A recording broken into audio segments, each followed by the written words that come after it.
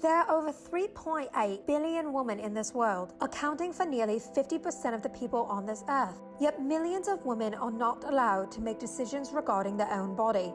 The United Nations is fighting against the politicization of women's sexual and reproductive health around the world by working towards ensuring universal access to sexual and reproductive health and reproductive rights around the world through the Sustainable Development Initiatives. Women and girls around the world, especially those living in poverty, face restricted or no access to information and services about their reproductive health and rights. They face discrimination, stigma, restrictive laws and policies, and harmful traditions.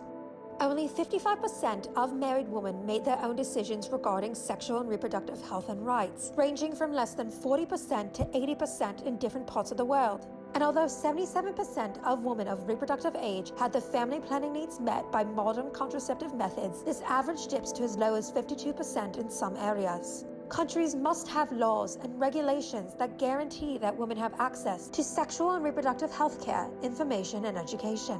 And although 73% of countries have laws and regulations in place that guarantee full and equal access to sexual and reproductive health care and equal rights for women, policy is very different from reality.